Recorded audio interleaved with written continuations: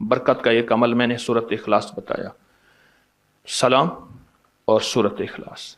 बरकत का दूसरा अमल बताता हूं, एक और अमल आपकी खिदमत में अर्ज करूंगा। जब भी कोई नेमत मिले ना, जब भी कोई नेमत मिले, जब भी कोई नेमत मिले, 3 दफा एक लफ्ज पढ़ लिया करें। उसकी दलील कुरान से दूंगा। इब्राहिम अलैहिस्सलाम ने अपने बेटे इस्माइल अलैहिस्सलाम के साथ मिलके काबा बनाया।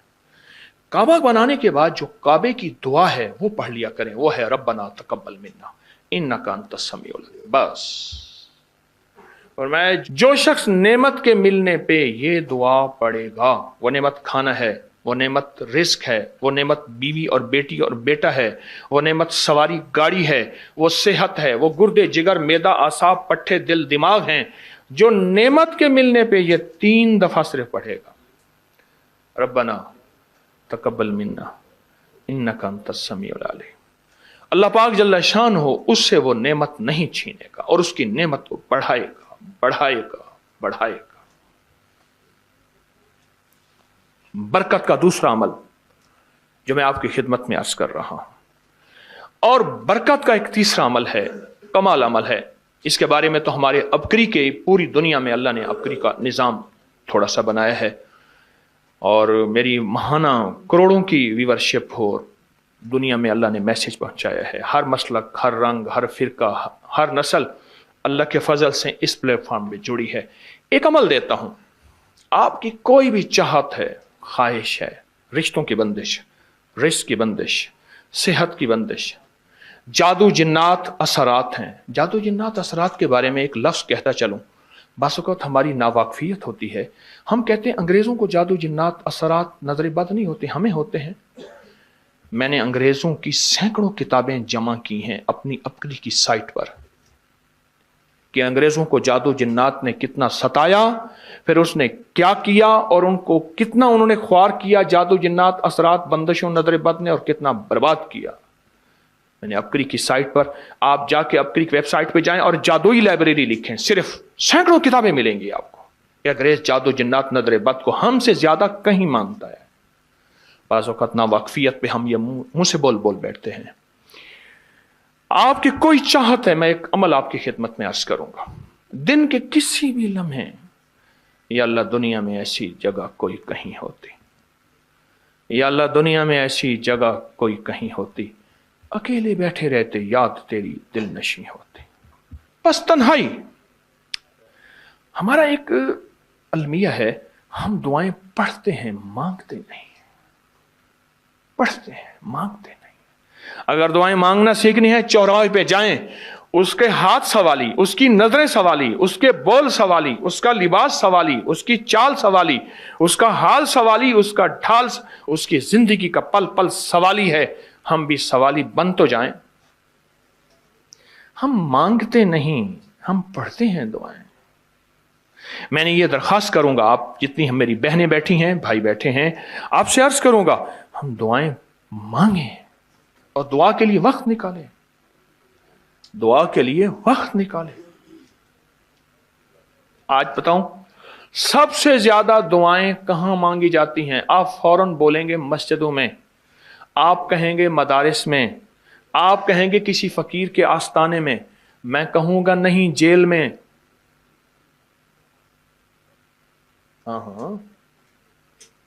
तहज्जुदें, तस्बीहात, मेरा कई दफा जेल में जाना हुआ, वहां मेरे लेक्चर हुए।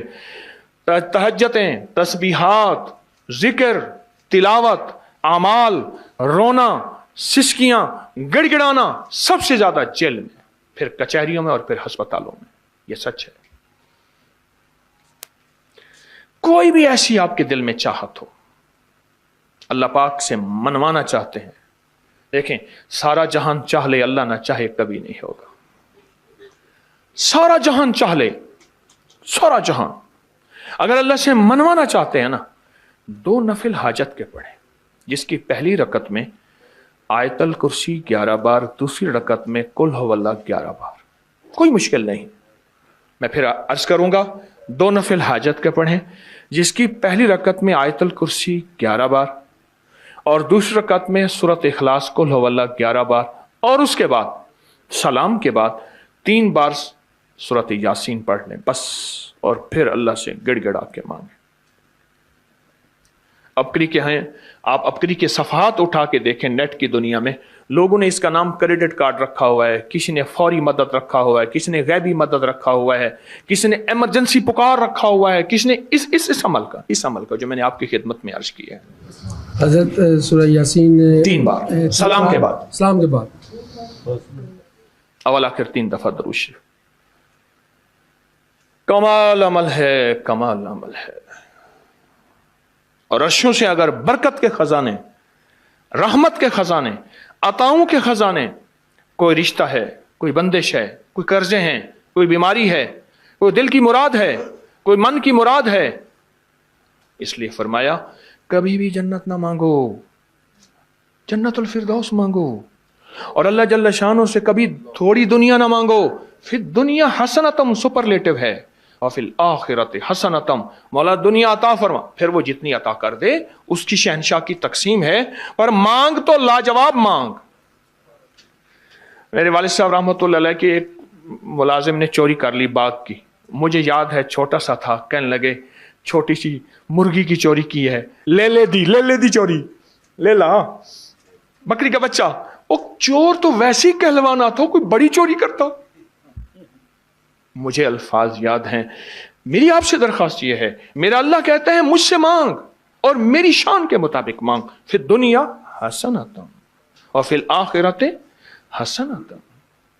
ये जो अमल मैंने आपकी खिदमत में बताया है, 2 नफिल हाजत के किसी भी लम्हे यकसू होके, अल्लाह को यकसुई चाहिए, अल्लाह को यकसुई चाहिए। अल्लाह भी कहता है इधर उधर ना देख। और अगर आप किसी तकरीब में जाएं, किसी शादी में, कहीं तकरीब में बेगम साथ हो, इधर उधर ना देखिएगा। आप उसको क्यों देख रहे थे, बोले ख्याल कीजिएगा, फड़े जाओगे। तकरीब में जाके भी अल्लाह पाक बेगम भी कहती है, बेगम शिर्क को पसंद नहीं करती, बीवी वाहिद है जो बहुत तौहीद पसंद होती है, वो अपने गैर को पसंद नहीं करती। मियां साहब, बीवी के अंदर वाहिद है जो शिर्क से पाक होती है बीवी, ठीक है, वो कभी भी किसी गैर को पसंद नहीं करती, अल्लाह भी किसी गैर को पसंद नहीं करता। तवज्जो से मांगे और चंद दिन करके देखें तो से, चंद दिन, चंद हफ्ते, इसको अगर मामूल बना लें। एक और चीज अर्ज करूंगा, जिसके पास माल होता है वो अक्सर कम मांगता है, और उसकी औलाद के अलमिये मेरे पास वाकयात के एतबार से ज्यादा है। मैं ये बात फिर दोहराऊंगा, जिसके पास माल वसाइल ज्यादा होते हैं वो अक्सर कम मांगता है। गरीब तो कहते हैं अल्लाह बच्चा बड़ा हो रहा है, अल्लाह बच्ची बड़ी हो रही है, अल्लाह मैं कहां से लाऊंगा। उसे मांगना नहीं आता गरीब को। गरीब के पास इसमें आजम नहीं होता, गरीब के पास पंचसूरा नहीं होता, गरीब के पास मसनून दुआएं याद भी नहीं होती। बहुत कम होंगे, यकीनन याद भी होती हैं, लेकिन उनकी दिल की आवाज, वो हिंदी है या सिंधी, पंजाबी है या कोई भी है, वो दिल की आवाज से अल्लाह के दरवाजे को खटखटाते हैं। और जो मालदार होता है उसकी नजर में होता है कि ये उसका है, ये उसका है, ये उसका है, यही नुकसान होता है। अपनी नस्लों के लिए इस दुआ के जरिए, इस नफिल के जरिए 3 चीजें जरूर मांगिएगा, एक बख्त, एक मुकद्दर और एक नसीब। फाकर ऐसा, गुर्बत ऐसी आए कि मेरे जहन में हर वक्त लोगों की जेबों पे नजर हो, हर वक्त लोगों की जेबों पे नजर हो। ये 2 वक्त में होता है, जहन नशीन रखिएगा। इस फकीर का तजर्बा है, एक जब तमा बढ़ जाता है, लालच बढ़ जाती है, उस वक्त लोगों की जेबों पे नजर होती है। जब फक्र बढ़ जाता है, गुर्बत और तंगदस्ती और फकीरी बढ़ जाती है, फिर लोगों की जेबों पे नजर इसकी होती है और अल्लाह के खजानों पे नजर नहीं होती या कम होती। और हदीस में आया कि कोई मुसीबत ज़दा उसको नहीं पड़ता जिसकी मुसीबत दूर नहीं होती। अर्श के नूर में इतना डूबा हुआ था, खुद छुपा हुआ था। लाइलाज बीमारियां हों, दुख हों, गम हों, कर्जे हों, मुसीबतें हों, नाकामियां हों और परेशानियां हों, और ऐसे हालात के जो इंसान कहे कि बस सब तो मौत ही है, इसके अलावा कोई रास्ता नहीं। कोई ऐसी परेशानी हो, अल्लाह का निजाम है कि उस पे वो मिलता है जो इंसान गुमान नहीं कर सकता, सोच नहीं सकता। ये फैसलाबाद के साथ मामू कांजन में ایک درویش ہوتے تھے صوفی عبداللہ صاحب رحمۃ اللہ علیہ، بڑے اللہ والے تھے، درویش تھے، اللہ سے مانگتے تھے، اللہ دے دیتا تھا۔ تو مجھے ان کے ایک شاگرد نے بتایا، اردو بازار لاہور میں ہوتے تھے، کہنے لگے کہ میں ایک دفعہ گیا تو مجھ سے فرمانے لگے کہ میرے سارے کے سارے طالب علم استاد جمع ہو کے آ گئے کہ ہمارے جو ہے وہ ہمارے راشن نہیں، کھانا پینا کچھ نہیں، تنخواہیں نہیں ملی، سب چیز ختم ہو چکی ہے، تو اب ہمیں اجازت دے دیں، آپ کے پاس تو ہے نہیں۔ اچھا فرمایا مجھے چند دن دے دو، جتنے اور دن صبر کر لیا، چند دن مجھے دے دو۔ تو فرمایا پھر بیٹھ گئے مصلی، اور جو سورۃ فاتحہ پڑھی نا جب آتے تھے نا، ایاک نعبد و ایاک نستعین، اس کو جو وجدانی کیفیت کے ساتھ دل کی گہرائیوں اندر کے درد کے ساتھ پکارتے تھے، اتنا درد، اتنا غم، اتنا درد، اتنا غم جو پکارتے تھے کہ ایسے محسوس ہوتا تھا کہ زمین ساری کی ساری ہل رہی اور ہر طرف ایک نظام چل رہا ہے۔ اور جب پھر اس صورت کو پورا کرتے تھے، پھر سورۃ فاتحہ پڑھتے تھے، اور جب پہنچتے تھے ایاک نعبد و ایاک نستعین، پھر ایسے ہی جو ہے اس کو دہراتے تھے۔ پر بات یہ ہے وہ دعا پڑھتے نہیں تھے، مانگتے تھے۔ ایک ہے دعاؤں کا پڑھنا، ایک ہے دعاؤں کا مانگنا۔ وہ دعا پڑھتے نہیں تھے، مانگتے تھے، اور اللہ مانگنے والے کو دیتا بھی ہے، اللہ مانگنے والے کو عطا بھی کرتا ہے، اور اللہ کی رحمت مانگنے والے کے ساتھ سدا رہتی ہے، ہمیشہ رہتی۔ وہ دعا پڑھتے نہیں تھے، مانگتے تھے۔ بس کہا کہ ایسے مانگے، ایسا مانگا، ایسا مانگا کہ اللہ پاک کو ترس آیا۔ چند ہی دنوں میں فرمایا اللہ نے دکھایا کہ یہ دیگ ہے سونے کی بھری ہوئی ہے، اور میں نے آپ کے حوالے کر دی، اور تھوڑا سی ایسی جگہ ہٹائی تو وہ دیگ نکل آئی۔ تو فرمایا پھر مٹھیاں سونے کی بھر بھر کے دیتے تھے، اور کہتے تھے اس کو حسب ضرورت خرچ کرنا، خیال کرنا، کہیں فضول خرچی نہ کرنا، اسراف نہ کرنا، اللہ کے خزانے ہیں اور برکت والے ہیں، کہ اللہ ناراض ہو کے چھین نہ لے، کہ اللہ ناراض ہو کے چھین نہ لے۔ کہ میں چاہتا ہوں میری 7 نسلوں میں رزق ختم نہ ہو، جو مہنگائی اور حالات اور پریشانیاں میں دیکھ رہا ہوں۔ کوئی ہے عمل؟ میں کہا بالکل ہے۔ میں نے کہا روزانہ 40 منٹ بیٹھ، 40 منٹ صبح دوپہر شام، جو تیری تنہائی کا وقت ہو، 40 منٹ کوئی ایسا بیٹھ 40 منٹ اس انداز سے مصلی پہ، کہیں بستر میں، کہیں ایسی جگہ جہاں سوئے نہیں، اور بس صرف ایک بار سورۃ فاتحہ پڑھ، اور اس کے بعد ایاک نعبد و ایاک نستعین کو دوہرا۔ جاگ رہے ہیں؟ دیکھتے رہیں، مجھے دیکھتے رہیں، میں آپ کو دیکھتا رہوں۔ آپ اللہ کے اور اس کے حبیب کے مہمان ہیں، آپ کو دیکھنا بھی ثواب ہے، آپ کو دیکھنا بھی ثواب ہے۔ تو میں نے اسے عرض کیا کہ بس اس کو وجدان سے پڑھو، ایسے پڑھ کے رونگٹے کھڑے ہو جائیں، آنسو بہنے لگ جائیں، دل کے اندر کا درد اور دل کا اندر کا غم، اور اللہ کے سامنے حاضری، استحضار، اور یہ کیفیتیں تیری ہوں کہ بس اس کے علاوہ کوئی مجھے یاد نہ رہے۔ اس درد سے پڑھو صرف 40 منٹ۔ 40 کی عدد کے ساتھ کائنات کے رازوں کا بڑا تعلق ہے۔ 40 کا جو عدد ہوتا ہے، بس 40 کے عدد کے ساتھ پڑھ، اور بہت توجہ سے پڑھ، اور بہت دھیان سے پڑھ، بہت توجہ سے، روز پڑھ۔ مجھ سے کہنے لگا کتنے دن پڑھوں؟ تو میں نے اس سے کہا مجھ سے یہ دن نہ پوچھ، تیرا دل خود بولے گا، دل خود بولے۔ کیا بولے؟ دل خود بولے، اور دل اندر بولے کہ اللہ پاک جل شانہ نے نسلوں کے لیے رزق کی عزت، دولت، برکت کے فیصلے کر دی۔ بس دل بولے۔ کتنے دیر کر؟ اب یہ تیری اپنے مانگنے میں ہے، اب یہ تیری اپنے مانگنے میں ہے۔ مانگنے میں کمی ہے تو دل نہیں بولے گا، اگر مانگے گا تو پتہ نہیں دنوں میں یا ہفتوں میں، جتنے میں دنوں میں فیصلہ ہو جائے گا۔ فیصلہ ہو جائے گا۔ اور فرمایا اگر یہ کوئی بندہ کر لے، اللہ نسلوں کا رزق اللہ سے منوا لے۔ اور میں نے اس سے کہا خیال کرنا، رزق روحانی ساتھ منوانا، رزق روحانی ساتھ منوانا، رزق روحانی ساتھ منوانا، ورنہ دولت مال چیزیں مل جائے گی جس کے بارے میں کہا جاتا ہے کہ بعض بندے ایسے ہوتے ہیں اللہ پاک ان سے لقمے نہیں چھینتا، سجدے چھین لیتا ہے۔ اللہ ان سے لقمے نہیں چھینتا، کیوں؟ رزق جسمانی دوسرے لفظوں میں مل رہا ہے، اور رزق روحانی اللہ چھین لیتا ہے۔ یہ جو آج آپ بیٹھے ہیں تسبیح خانے میں اور میں بیٹھا ہوں، یہ ہم روحانی دسترخوان پہ بیٹھے ہیں۔ یہ بہت بڑا دسترخوان لگا ہوا ہے، یہ دسترخوان ہے۔ سنا ہے در یار پہ بڑی دھوم ہے، سنا ہے در یار پہ بڑی دھوم ہے، وہاں عاشقوں کا ہجوم ہے۔ یہ روحانی دسترخوان ہے، میں بھی خود محتاج ہوں۔ یہ روحانی دسترخوان ہے۔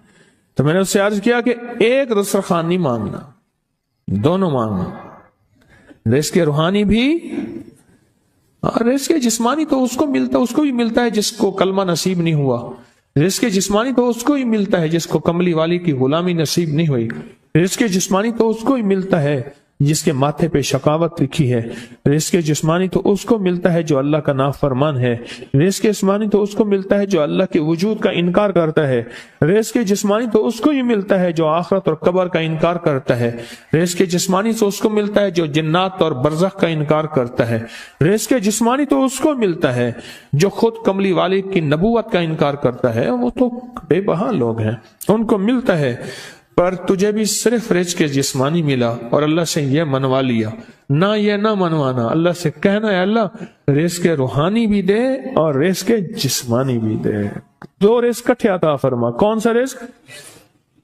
رزق اور رزق جسمانی بھی دے۔ کہیں ایسا نہ ہو کہ میری نسلوں میں صرف مال دولت و چیزیں ہوں اور تیرا نام اور تیرے حبیب کا نام نہ ہو، تیرا نام اور تیرے کملی والے کا نام نہ ہو، تیرا نام اور تیرے دوستوں کا نام نہ ہو، تیرا نام اور تیری آل و اصحاب کا نام نہ ہو۔ کہیں ایسا نہ ہو میں محروم ہو جاؤں، مجھے آل اور محمد اور آل محمد اور اصحاب محمد کی نسبتیں یہ بھی ساتھ عطا کیے رکھ۔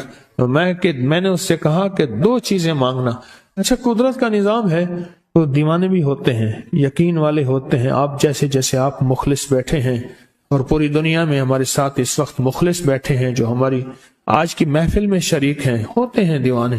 اس نے یقین سے پڑھنا شروع کر دیا، مجھ سے کہنے لگا ایک وقت ایک جگہ ہو بہت بہتر۔ میں نے اس سے کہا، میں نے کہا پھر بھی اگر ایک وقت ایک جگہ میسر نہ بھی ہو تو اگر عمل کسی وقت چوک جائے، عمل کی جگہ چوک جائے، عمل کا وقت چوک جائے، مجبوری میں نہ ہو تو بہتر ہے، پر توجہ نہ چوکے، دھیان نہ جائے، استحضار نہ جائے، یقین نہ جائے، اور سچا یقین ہو، سچا یقین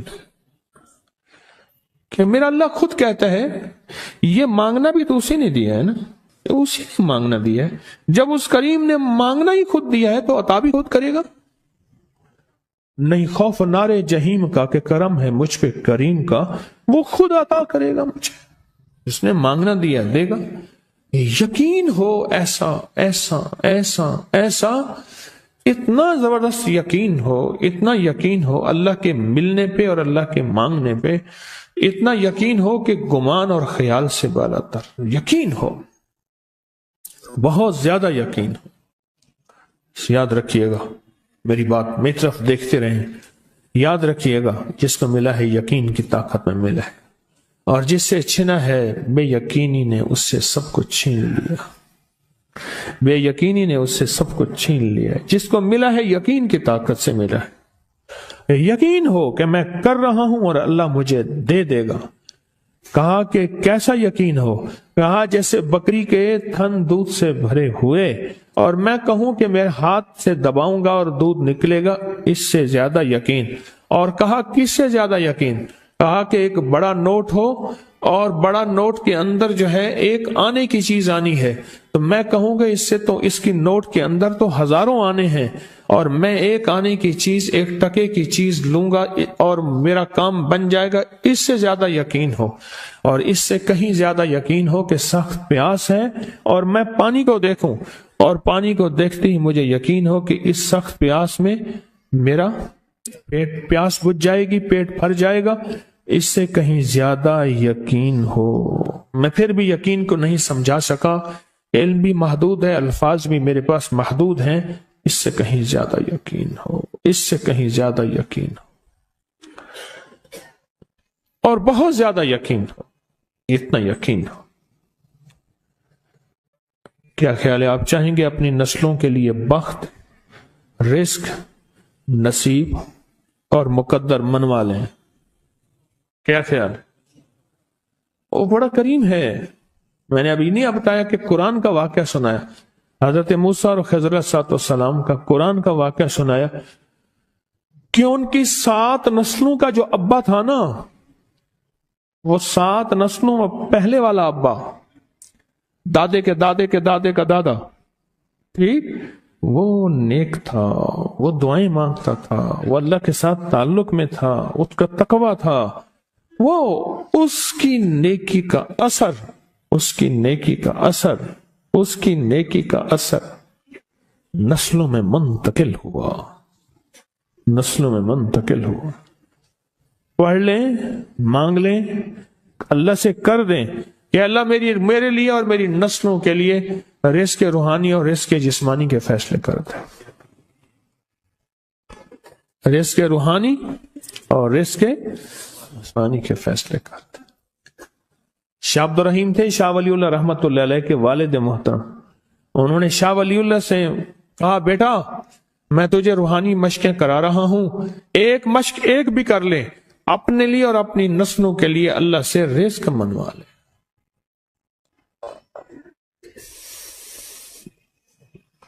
اللہ سے رزق منوا لے، اللہ سے رزق منوا لے۔ تو پوچھا کہ حضرت میں رزق کیسے منواؤں؟ اور میں کہ کچھ وقت ایسا نکالا کر، ایسا وقت نکالا کر 2 گھڑی اور 3 گھڑی کا، ایک ساتھ 2 گھڑی اور 3 گھڑی، ایک ساتھ تقریباً 21 منٹ کی ہوتی ہے، تقریباً 21 منٹ کی، 2 ساتیں مل جائیں تو 40 منٹ بنتے ہیں، تو ایک ساتھ 2 ساتھ 3 ساتھ کی گھڑی میں کہ بیٹھ کے نا سورت فاتحہ اور اس میں ایاک نعبد و ایاک نستعین کا تکرار اور استحضار کیا کر، اور ایسا کیا کر تیری آنسوں بہیں، تیرا دل روئے، تیری آنکھیں روئیں، تیرا تیرے رونگٹے کھڑے ہوں اور رواں رواں، اور اس کے اندر سے تیرا پل پل، تیرا من، تیرا جذبہ، تیری سوچیں بولیں، کیا بولے؟ ایاک نعبد و ایاک نستعین۔ تو ایک میلہ تھا اللہ کے نیک بندوں کا، تو اس میں 70 اولیاء جمع ہوئے، 70 اولیاء جمع ہوئے۔ ہر اللہ کے ولی نے کہا کہ آپ کوئی ایسا وظیفہ بتائیں، ایسی تسبیح بتائیں، ایسا ذکر بتائیں جو اللہ کے عرش کو ہلائے اور جو اللہ کی ذات کو متوجہ کر دے، جو اللہ کے تعلق کو نصیب کر دے، کوئی ایسا ذکر، کوئی ایسی تسبیح بتائیں۔ فرمایا سب نے بتایا کہ سورت فاتحہ ہے، اور اب سب سے پوچھا سورت فاتحہ میں کوئی ایسا جز بتائیں جو سورت فاتحہ کا دل ہو۔ سورت یاسین قرآن کا دل، لیکن سورت یاسین کا دل سلام قولا من رب الرحیم۔ ہر سورت کے اندر اللہ پاک نے کچھ نعمتیں، کچھ نقطے رکھے ہیں، تو فرمایا سورت فاتحہ کا دل، تو میلے میں جتنے بھی اولیاء 70 بیٹھے تھے، سب نے کہا کہ اگر سورت فاتحہ کا دل پانا ہے تو وہ صرف کیا ہے؟ ایاک نعبد و ایاک نستعین۔ اس کا مفہوم عام سادہ سے یہ ہے کہ مولا غلامی تیری در کسی اور کا، جب غلام تیرے ہیں، منگتے تیرے ہیں، بھکاری تیرے ہیں، محتاج تیرے ہیں، پھر در بھی تیرا ہے،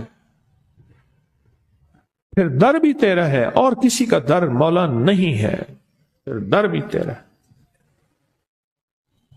تیرے در کے ہم محتاج، تیرے بر کے ہم غلام ہیں۔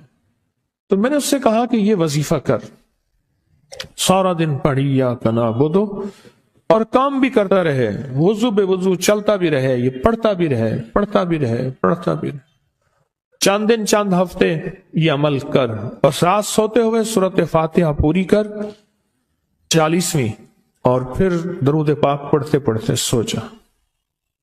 70 اولیاء نے فرمایا کہ جو بندہ یہ وظیفہ پڑھے گا اللہ کا عرش ہل جاتا ہے، اور فرشتوں میں کوہرام مچ جاتا ہے، اور فرشتوں میں اللہ کے بارگاہ میں فریادیں ہوتی ہیں کہ یا اللہ یہ بندہ ہے اور اس نے یہ عمل کیا ہے، یہ وظیفہ کیا ہے، اور ابھی تک اس کی دعا قبول نہیں ہوئی، اس نے یہ مانگا ہے ابھی تک دعا قبول نہیں ہوئی، فرشتوں میں یہ کوہرام مچ جاتا ہے۔ ایک اللہ کے دوست تھے، سوتے سوتے ایک دم اٹھ بیٹھے، اٹھنے کے بعد وجدانی کیفیت کے ساتھ جو ہے یہ وظیفہ پڑھنے لگے۔ تو کسی نے پوچھا کہ حضرت کیا ہوا؟ فرمایا میں نے دیکھا کہ اللہ کے عرش کے نیچے جنتی ہیں اور وہ ٹہل رہے ہیں، اور سب کی زبان پہ یہی وظیفہ ہے۔ محبت سے بلاتے ہیں، بہت زیادہ بلانے والے ہیں، ان کے ہاں چلا جاتا ہوں، میں نے دیکھا تو ان کا بھائی جو ہے ایسے چل رہا تھا تو ہاتھ میں تسبیح تھی، بات تھوڑی کرتا تھا، تسبیح زیادہ پڑھتا تھا۔ اس کا دبئی میں بہت بڑا کاروبار، جسے کہنا چاہیے بہت بڑا کاروبار دبئی میں۔ اللہ کا گاڑی میں جا رہا تھا، کچھ لوگ آئے، گاڑی کا دروازہ کھولا، بیٹھے، مجھے لے گئے، پھر میرے گھر والوں کو مہینوں پتہ نہ چلا، اور اس کے بعد بڑی اذیتوں کے بعد میں چھوٹا۔ اب وہاں بیٹھ کے پھر اللہ ہی تھا تنہائی میں، اور تو کوئی تھا ہی نہیں۔ کہا کہ وہ اللہ سے ذکر کرنے اور باتیں کرنے کی ایسی کوئی مجھے عادت سی پڑ گئی ہے، اب لوگ مجھے کہتے ہیں کہ آپ جیل کی اذیتوں کی وجہ سے خاموش ہو گئے ہیں، میں لوگوں کو لاکھ کہتا ہوں، نہیں وہ مانتے نہیں۔ ایسے نا بندہ کوئی غم کی وجہ سے بعض اوقات نا چپ ہو جاتا ہے، وہ کیوں کہتے ہیں؟ اسے چپ لگ گئی ہے، خاموش ہو گیا ہے۔ تاکہ میں لوگوں کو کہتا ہوں نہیں، میں جیل کی وجہ سے خاموش نہیں ہوں، اس قید نے، اس جیل نے میرے اوپر جو آزمائش بھیجی ہے، اس قید نے اور جیل نے میرے اوپر جو آزمائش بھیجی ہے، اور میں پھر وہاں ذکر کا عادی بنا، دعاؤں کا عادی بنا، تسبیح کا عادی بنا، اعمال کا عادی بنا، اور وہ عادت سی پڑ گئی ہے، اور وہ عادت سی ایسی پڑی ہے کہ بس سارا دن اب اسی میں لگا رہتا ہوں، سارا دن اب اسی ذکر میں اور اسی یاد میں لگا رہتا ہوں۔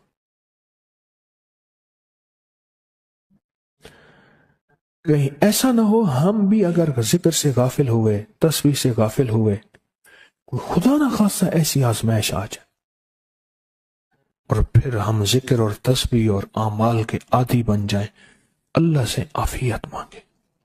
اور اگر ہماری زبانوں پہ تسبیح ذکر آ گیا ہے عافیت کے دنوں میں، تو سمجھ لیں یہ اس کی عطا ہے، یہ اس کی نعمت ہے، یہ اس کی کریمی ہے، یہ اس کا فضل ہے، اس نے بہت بڑی آزمائش سے پہلے ہمارے اوپر اتنا کرم کر دیا، اس کا بہت بڑا کرم ہے۔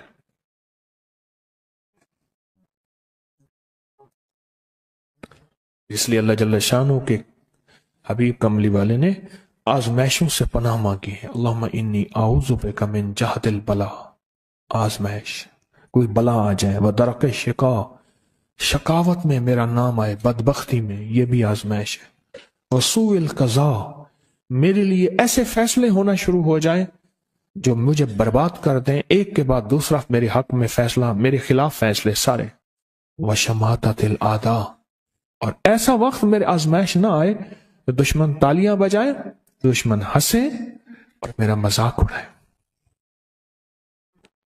اس لیے میرے آقا نے، میرے حضور نے آزمائشوں سے پناہ مانگی ہے، عافیت مانگی ہے۔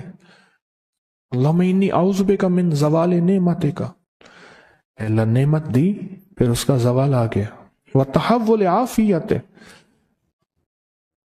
عافیت دی تو تو نے چھین لی۔ اللہم انی اعوذ بک من زوال نعمتک وتحول عافیتک وفجاءت نقمتک وجمیع سخطک، اے اللہ کو میرے اوپر ایسے حملے ہوں اور سختیاں میرے اوپر شروع ہوں، مولا میں اس سے پناہ مانگتا ہوں۔ میں مانگتا کیا ہوں؟